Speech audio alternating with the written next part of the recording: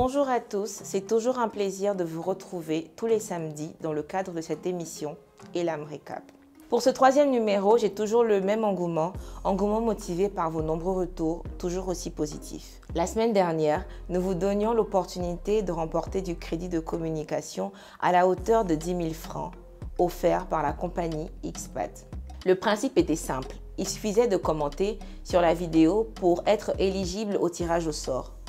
En lisant vos commentaires, nous avons pu constater que le crédit, vous pouvez vous en passer et préférer l'argent en cash. Nous vous avons écouté, nous vous avons compris. Ne manquez donc pas le tirage en fin d'émission pour savoir qui remportera les 10 000 francs. Les sujets sont nombreux pour cette semaine. On va notamment parler de ces accusations de racisme chez Canal+ Afrique. On parlera d'une arrestation qui fait beaucoup parler au Gabon, d'un baby-boom inédit au Kenya. On ira au Congo-Brazza, à Khartoum et une fois, n'est pas coutume, nous irons en Égypte ou en Libye, c'est selon, vous allez comprendre.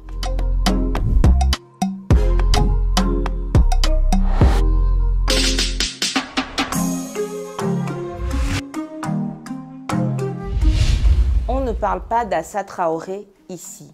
C'est en ces termes que se serait adressé le directeur de programme de Canal+ Afrique à l'actrice Annabelle Lingron. Avant de vous raconter l'histoire, on va vous présenter les personnages. On commence par qui? Allez, commençons par Assa Traoré, c'est elle. C'est une activiste française d'origine malienne née en janvier 1985 à Paris. Elle est éducatrice de formation et s'est notamment fait connaître depuis la mort de son frère Adama en 2016. Ce dernier avait été tué à la suite de son interpellation par la gendarmerie. Elle a depuis fondé le comité Justice et Vérité pour Adama et milite contre les violences policières. Deuxième personnage, c'est elle, Annabelle Lingron. Elle aussi française, mais d'origine sénégalaise. Elle est actrice de cinéma. Elle a joué dans plusieurs films, notamment Une vie meilleure, La fine équipe et j'en passe. Le troisième personnage, c'est lui, Monsieur Frédéric Desherte, directeur des programmes de Canal+ Afrique donc. En gros, Annabelle Lingron a été invitée sur le plateau de Canal+ pour le compte de l'émission Le Mag. Elle se soumet aux règles de l'interview, c'est-à-dire questions-réponses, le classique quoi. Puis, il lui a été demandé de savoir quelle femme noire était pour elle une source d'inspiration. Question à laquelle j'aurais peut-être répondu Janet Kagame, par exemple. Et toi, pense? Serena Williams. Annabelle a répondu Assa Traoré. Puis, une voix en coulisses lui a fait savoir qu'elle ne devrait pas parler d'Assa Traoré sur le plateau. La voix est celle de Frédéric Desherte qui le lui a fait savoir sur un ton assez virulent selon les personnes présentes sur le plateau. Il se justifie en disant «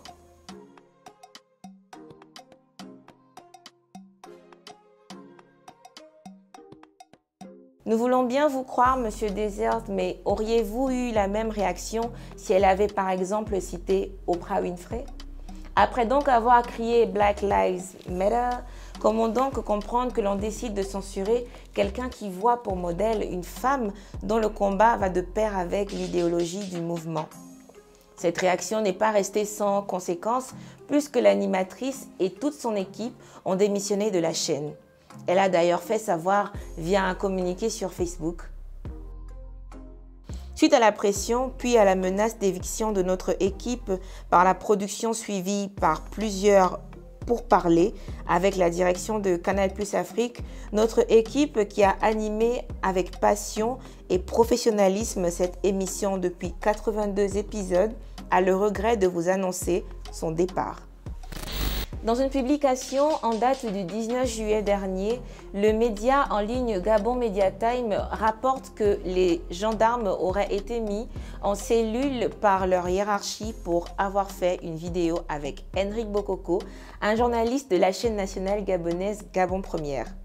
Véritable phénomène des réseaux sociaux, ces répliques sont reprises par de nombreux téléspectateurs qui ont retrouvé plaisir à suivre des informations à cause du duo que ce dernier forme avec son caméraman.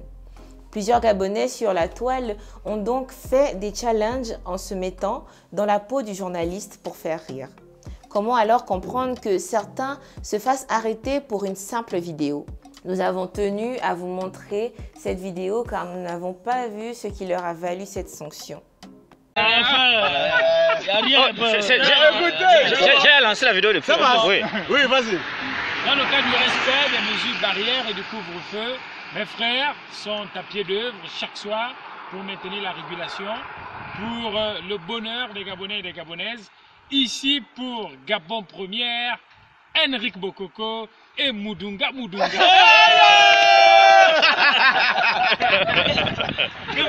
Nous espérons vous lire nombreux en commentaire sur ce sujet. Manifestement, les femmes ont décidé de briser l'omerta face à ce phénomène qui ronge certaines fédérations africaines de sport. Il s'agit des abus sexuels dont elles sont parfois victimes. C'est à la suite de plaintes déposées par plusieurs victimes que le scandale a éclaté. L'affaire remonte à 8 ans en arrière. Des athlètes de la Fédération camerounaise de karaté qui auraient été abusés sexuellement par leurs entraîneurs. Alors, ce n'était pas toujours des viols de type hétérosexuel, car certaines ont été violées par des femmes. L'un des mis en cause dans cette affaire de viol et par ailleurs président de la Fédération camerounaise de karaté aurait fait venir l'athlète dans sa chambre pour masser un genou malade avant d'insister pour avoir des relations intimes avec elle. La victime témoigne. Il m'a proposé une grosse somme d'argent pour en échange je couche avec lui. J'ai à nouveau refusé. Après ce deuxième refus, il s'est mis en colère et du coup il a essayé de me déshabiller. L'accusé, en tout cas, a tout nié en bloc dans une vidéo qu'il a postée sur la toile. Je ne ferai jamais des actes de Dieu. Des actes qui amènent l'homme à une dégradation. Mais si je suis moi, président de la Fédération, au courant, informé d'un certain comportement déviant allant dans ce sens pour dégrader un être humain, je vous assure que je sévirai. Ici donc, ce sera la parole du président de la Fédération contre celle de la victime. L'accusé pointe du doigt des anciens athlètes qui voudraient sa peau. Un règlement de compte, selon lui, orchestré par des individus qui voudraient le voir perdre son poste de président et qui gagneraient à le voir derrière les barreaux. Elles ont entre 12 et 18 ans, certaines même plus jeunes encore, des milliers d'adolescentes enceintes en quelques semaines. Un phénomène surnommé la peste du sexe par les médias kenyans. La fermeture des écoles en raison de la crise de Covid-19 avec pour conséquence immédiate le retour de ces enfants dans leurs villages respectifs à la merci de tous les vices aura été le facteur déclencheur. C'est donc près de 4000 jeunes filles enceintées en l'espace de 4 mois. Donc un ratio de 1000 grossesses par mois. Mais surtout, on ne panique pas. Le ministre de l'Éducation nationale, donc ce monsieur, a la solution. La solution, selon le ministre, est donc d'interdire l'accès aux sites pornographiques dans ce pays. Si ça se trouve, ce monsieur, il a la solution contre le coronavirus. Ce qui est déplorable est que certaines de ces filles ont été enceintées sans leur consentement. Elles sont donc tombées enceintes à la suite d'un viol. À l'écoute de son nom, c'est tout le Soudan à une certaine époque qui tremblait. L'homme est arrivé au pouvoir en 1989 à la suite d'un coup d'État. De 1989 à 2019, il a régné sur le Soudan d'une main de fer. Après donc avoir été renversé en 2019 par une gronde sociale qui a commencé à cause de l'augmentation du prix du pain, l'ancien président soudanais Omar el-Béchir avait été arrêté. Cette semaine s'est ouvert son procès dans une cour spéciale de Khartoum. Alors malgré tous les crimes qu'il a pu commettre ou orchestrer durant son passage à la tête de l'État, on pense notamment aux génocides et crimes contre l'humanité commis dans la région de Darfour. Pour ces crimes, un mandat d'arrêt international sera émis contre lui par la Cour pénale internationale en 2018. Téméraire, l'homme continuait ses voyages à l'extérieur de son pays, protégé par certains hauts dirigeants du monde arabe et africain, à l'instar du Sud-Africain Jacob Zuma, qui avait refusé de le livrer à la CPI quand il se trouvait en Afrique du Sud pour une session de travail avec ses pairs.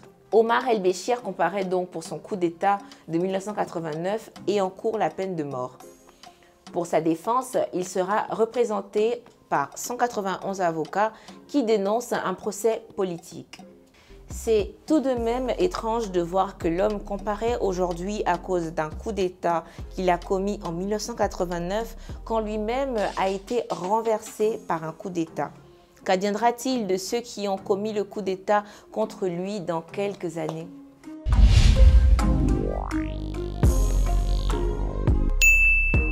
Lors des Comindons, l'artiste gabonais a cette semaine reçu un disque d'or Made in Gabon par la plateforme de téléchargement de musique en ligne G-Store.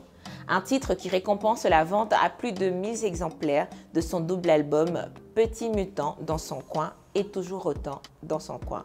Étant absent du territoire, il s'est fait représenter par son papa. Le pays des 1001 pyramides a cette semaine voté à l'Assemblée nationale en faveur d'une intervention militaire en Libye pour, disent-ils, assurer la sécurité nationale. Sauf erreur de ma part, mais je ne pense pas que l'on assure la sécurité en faisant la guerre.